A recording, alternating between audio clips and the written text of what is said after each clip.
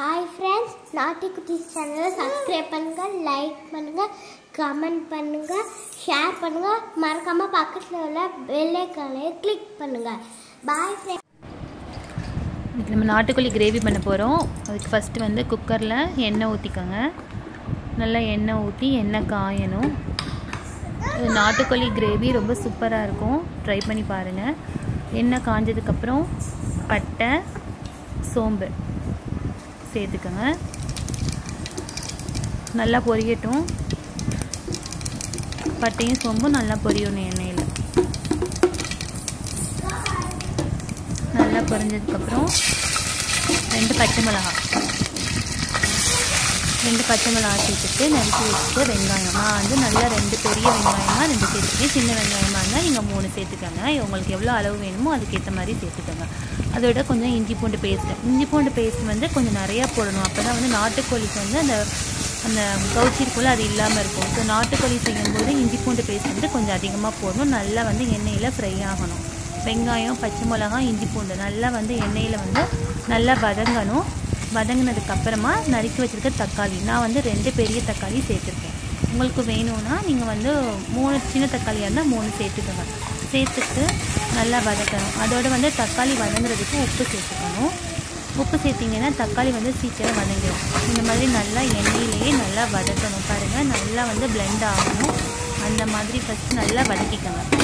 நல்லா வதக்கிட்டு வதங்கணும். நல்லா எண்ணெயிலேயே வந்து தக்காளி, இஞ்சி பூண்டு எல்லாமே நல்லா பேஸ்ட் ஆகிற மாதிரி நல்லா பண்ணணும். அதுக்கெல்லாம் நம்ம நாட்டுக்கோழி வந்து மஞ்சத்தூள் போட்டு க்ளீன் பண்ணி வச்சுருக்கேன். பாருங்கள், நல்லா வாஷ் பண்ணிடணும். ஏன்னா நாட்டுக்கோழியில் வந்து அந்த கவுச்சி இருக்கும், அதனால் நல்லா வாஷ் பண்ணிகிட்டே இருக்கணும். நல்லா மஞ்சத்தூளை போட்டு நான் எப்போதுமே மஞ்சத்தூள் போட்டு ஒரு 5 மினிட்ஸ் வந்து ஊற வச்சுருவேன்.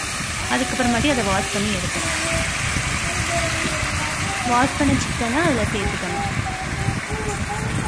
நல்லா சேர்த்துட்டு அதோடையும் அதை நல்லா மிக்ஸ் பண்ணி வதக்கணும்.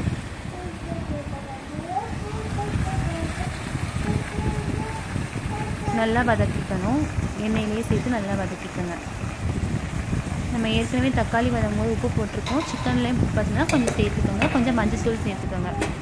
சேர்த்துட்டு நல்லா வதக்கணும். அது வந்து தண்ணி விடும். கோழினாலே எப்போதுமே சிக்கன் வந்து தண்ணி விடும். அந்த தண்ணி வந்து வற்றினாதான் அந்த சிக்கனோட கவுச்சி வந்து இல்லாமல் நல்லா ஃப்ளேவர் கொடுக்கும். அதே மாதிரி நல்லா தண்ணியெல்லாம் வற்றணும். சிக்கன் நல்லா வதக்கிக்கிட்டே இருங்க. சிக்கனில் உள்ள தண்ணி எல்லாம் இறங்கி நல்லா வற்றணும். அப்போ தான் அந்த கவுச்சி இருக்காது சிக்கனில். வற்றினதுக்கப்புறம் என்ன பண்ணணும், மிளகாத்தூள் ஒரு 2 ஸ்பூன் வந்து மிளகாத்தூள். கொஞ்சம் நாட்டுக்கோழிங்கும் போது கொஞ்சம் சுல்லுன்னு இருந்தால் தான் நல்லாயிருக்கும். சப்புன்னு இருந்தால் நல்லா இருக்காது.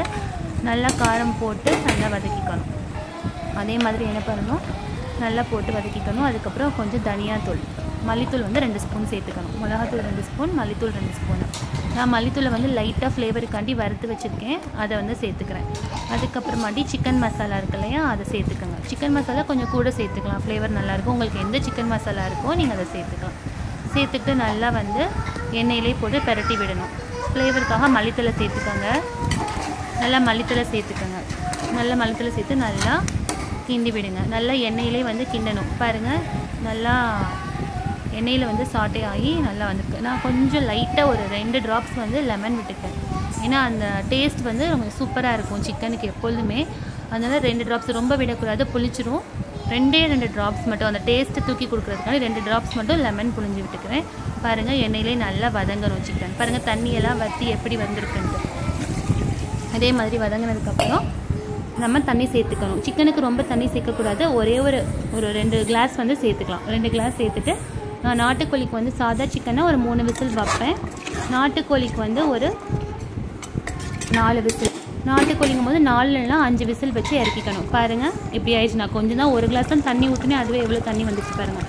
இப்போ மிளகு ஜீரகத்தூள் இருக்கு இல்லையா, அதை வறுத்து பொடி பண்ணி வச்சுருக்க மிளகு ஜீரகத்தூளை வந்து இதோட சேர்த்துக்கணும். சும்மாவே நார்மலாக மிளகு ஜீரகத்தூள் பொடி பண்ணி வச்சுருக்கிறத கூட சேர்த்துக்கலாம்.